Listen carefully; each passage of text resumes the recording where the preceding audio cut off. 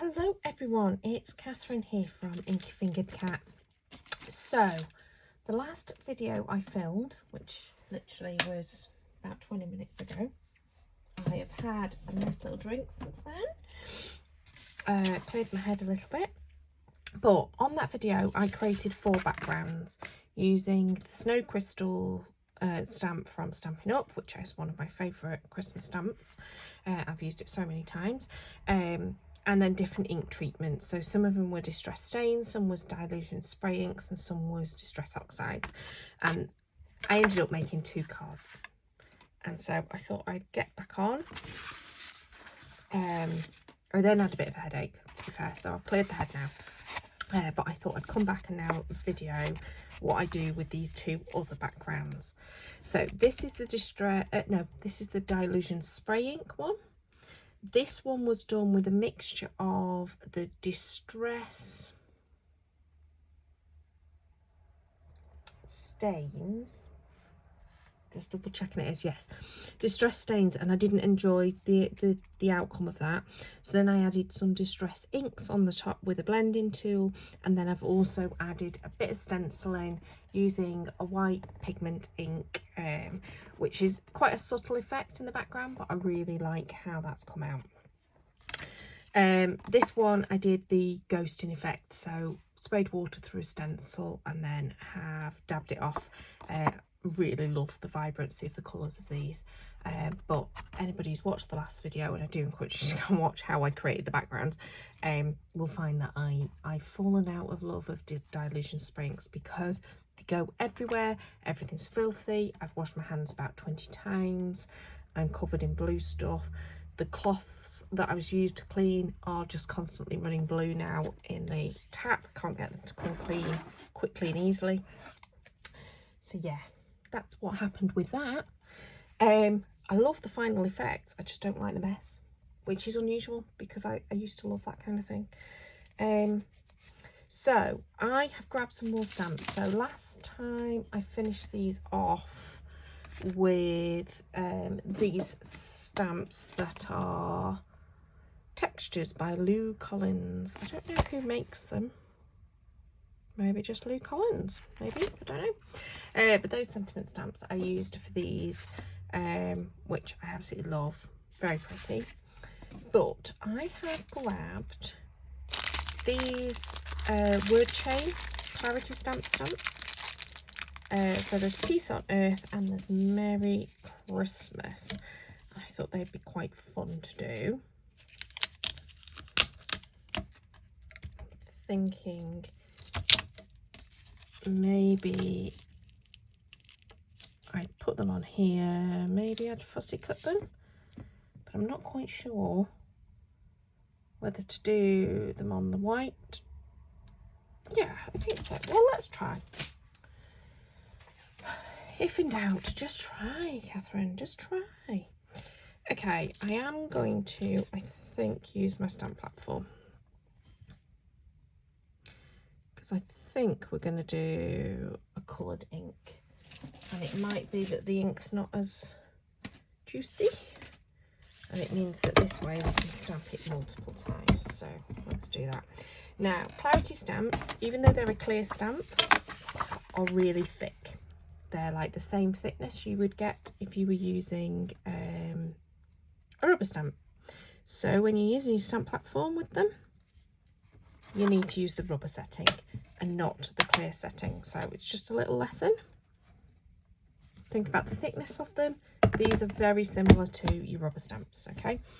So they pick up nice and easily, even on the rubber stamp setting. Now, just in case I end up doing any embossing, because I might colour stamp them and then emboss over the top with clear. And I'm thinking of the colour.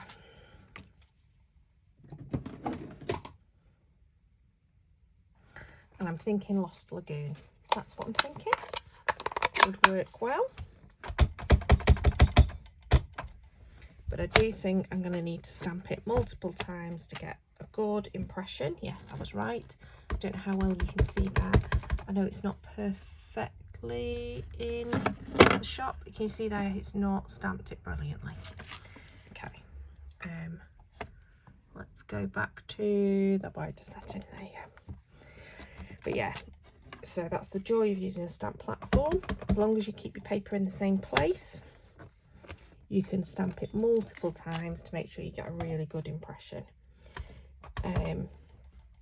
These are quite old stamps for me, these clarity stamps, but I love the font. I love the slightly funky nature of it. I think it's just great fun. Love it. Okay, so I'm going to give them a little wipe, and then I think we will emboss as well. So have I got clear embossing somewhere on my table? I should have, because I clear embossed the snowflake in the first place. Right, let's get going with my Versamark. I think we'll just give it another, just in case, embossing buddy. Don't think it'd matter anyway, but I think we will then clear emboss. And this is the way to basically get coloured stamping that's embossed, is to use a clear embossing over the top on a second impression. So I'm saying second impression, obviously we know that I stamp that more than 2 times, but just, it's another impression, but with your Versamark over the top. Oh, apologies for the noise. What I'm going to do is heat emboss this, but I want to get it nice and warm before I bring it to the paper.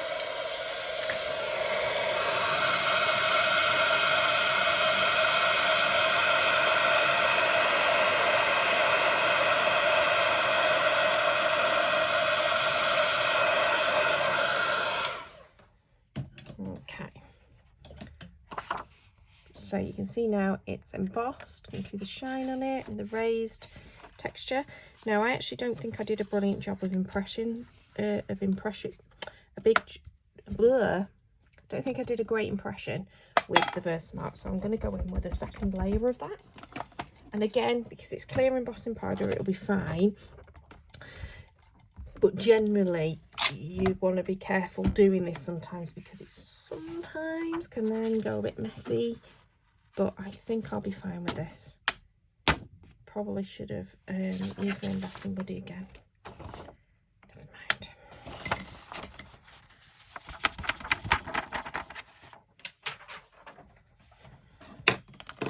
Right.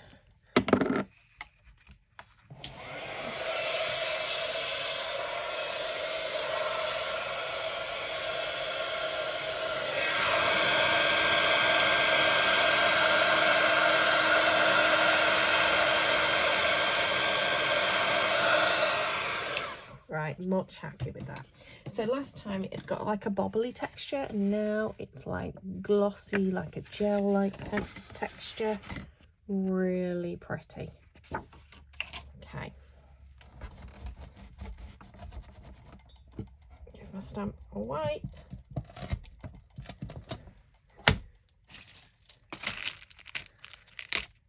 The only problem with this stamp set is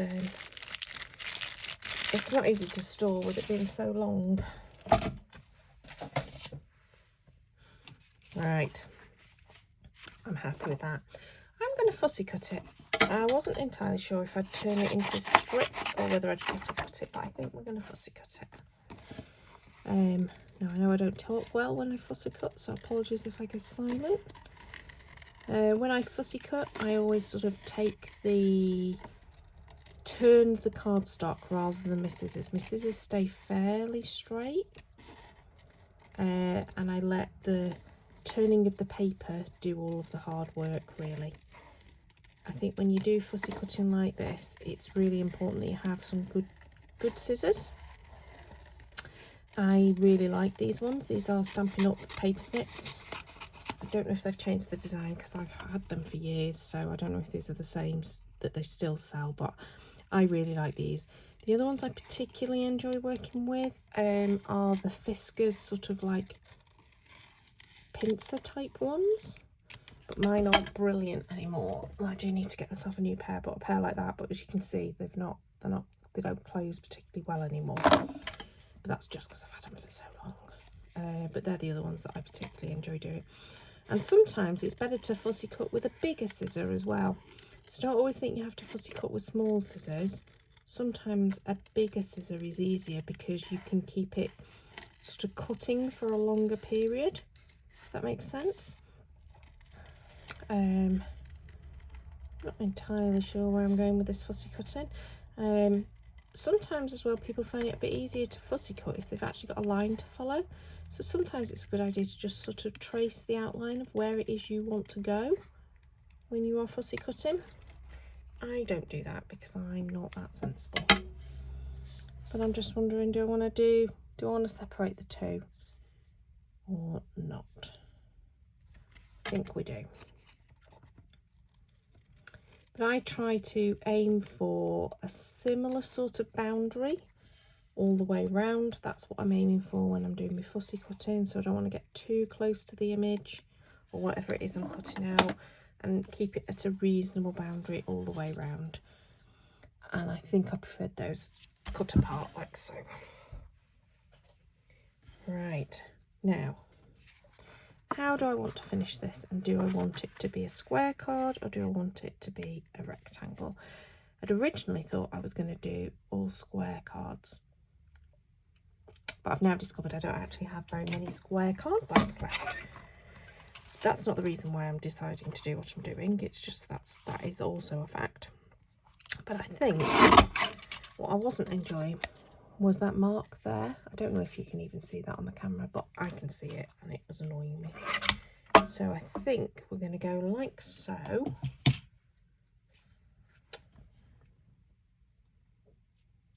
We might make it even more narrow.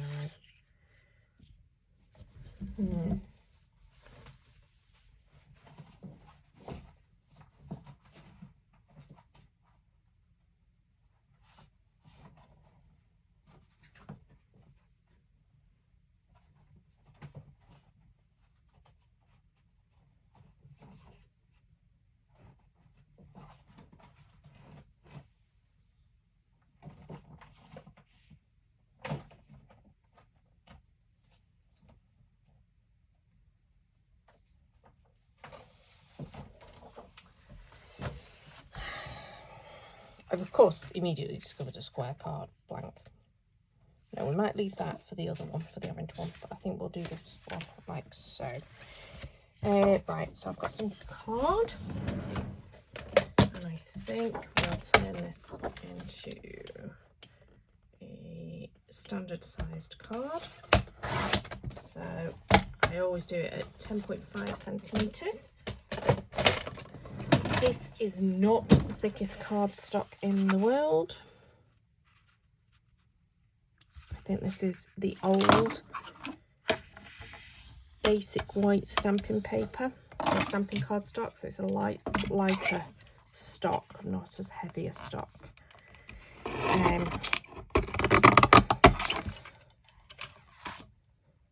Oh, I did a really bad job of that. I was trying to make it less fluffy, and I've managed to make it very fluffy on that edge. There we go. Now,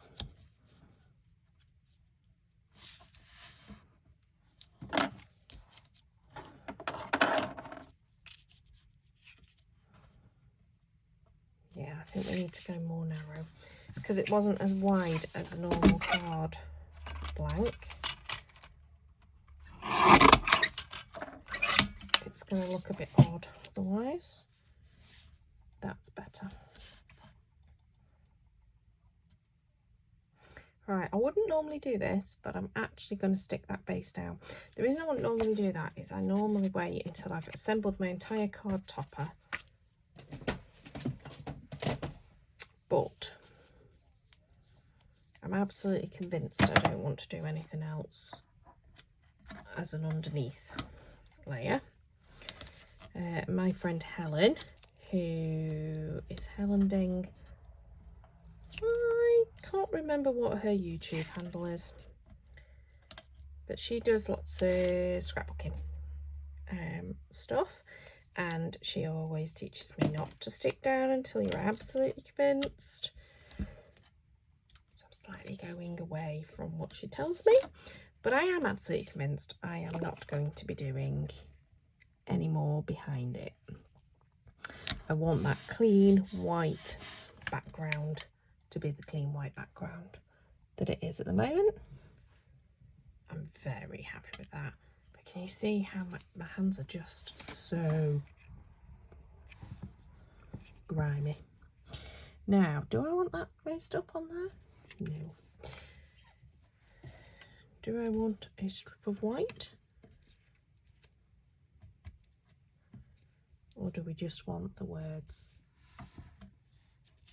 as they are? I think we want the words as they are. And we do not want any ribbon. Do not think. Let's have a little hunt in the ribbon box just in case. Oh, that's beautiful. It's a little bit of sari silk. And with it being all frayed, how's that going to work with it?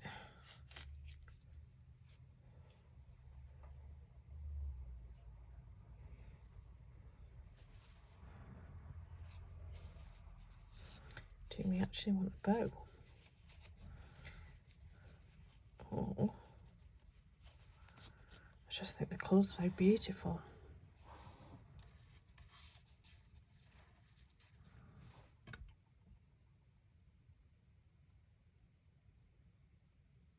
I do. I really like that. Okay, so complete change of plan again. Well, it's not a complete change of plan, it's just a change of plan.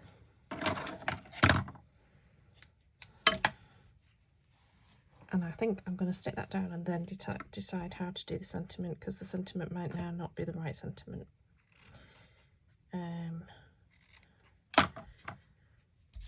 So, how do we do ribbons and bows? Well, we quite often use a glue dot as our starting point.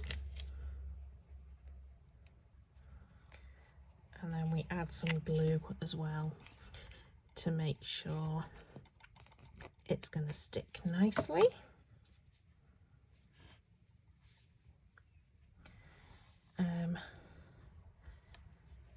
That'll do nicely. That should dry lovely. But we're going to stick that on the top.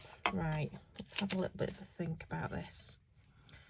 As much as I love this, I'm not entirely convinced by it now.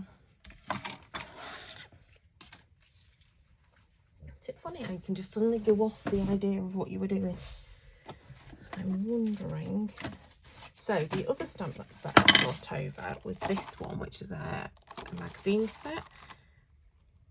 And I'm almost wondering, do we just want a simple Merry and Bright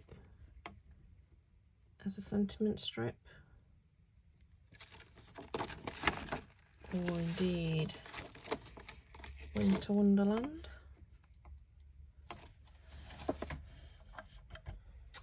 Well, let's try. Let's see what happens. I think, you know, I said that that Dylusion stuff was water reactive. There you go. You can see it happening there with the glue that's been put down. It's leaching the colour up.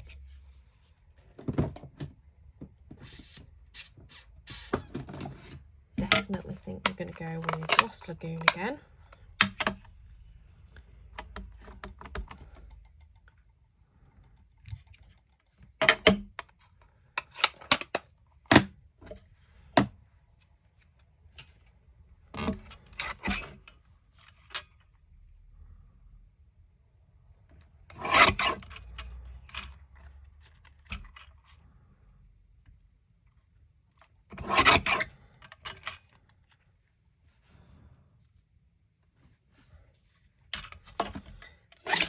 I think we might just do a little ribbon tail on it using my punch.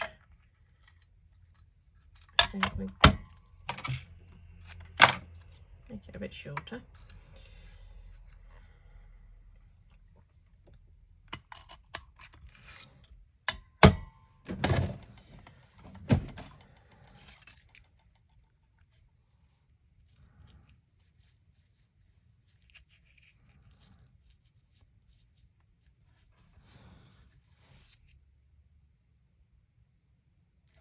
Yep. But I do want to glue it down properly. We'll use the Pritt stick, which should grab the cardstock in between the embossing.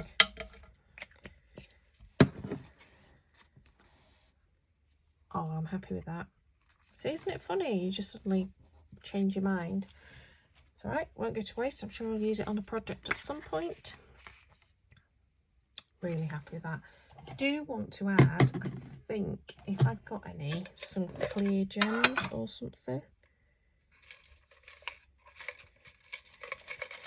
Have a little look. Ooh, I've got these little iridescent sort of, yeah, they'll work. I like little iridescent snowflakey flower type things. And I'm thinking that they'll just add a little bit of extra sparkle to our gorgeous snowflake image. And we'll just dot them around. So they're quite subtle. But because they're iridescent, they sort of pick up the colours. I don't even know if you can see that, but I can. You can see them just sort of sparkling and catching the light. Yep, really happy with that. But once again, I've got a headache. I don't know what's going on with my head at the moment. I think I'm just tired, if I'm honest. So, have I got enough energy to do this other card?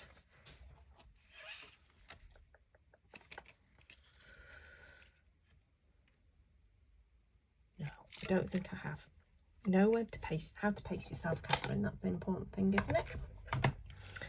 And I think my head's definitely, I obviously didn't do a great job of clearing it when I thought I had before. So I'm not going to push it. So I'm going to stop this video now. It may be that this doesn't even get finished for Christmas in July, and it might just hang over and go into my backgrounds to be sorted at some point thing, because I just don't think I can. No, I don't think my head can do it. So apologies if you were wanting to see what I end up doing with that one. I'll tell you what my idea is. My idea was actually to add this deer. I thought it would make a nice background to the deer image. And I also thought I might add some gold in somewhere. So it might get a gold emboss that, but yeah, definitely not got my head in the gear as to exactly how I do it yet, but that was my idea. So I'm going to say thank you for following along this far. Apologies if I got to quite the end of the project I was expecting to, but hopefully when I do it, I might remember to stick the video on, so you might see it. If not, go and check out my blog, which is inkyfingercat.me, because everything that I do I put on the blog anyway, whether I videoed it or not. And you'll find that there's loads more projects on there, because I definitely don't video everything I make. Please do give me a thumbs up if you enjoyed it. I'm really happy with this beautiful inky background. Have I fallen in love again with the Dylusions inks? No, I've absolutely not. I did not enjoy the cleaning up of the mess, basically. And I know you can get spray boxes and stuff like that, but I'm not that person that's got room for a spray box. So yeah, I hope you enjoyed it. I did. Leave me a comment below, and subscribe, and remember to hit the notification bell, because I don't post regularly and I never know when I'm going to next put a video up. So it's usually best to just wait for the little ding, and then it'll tell you that, yep, she's put one up. And until next time, bye bye.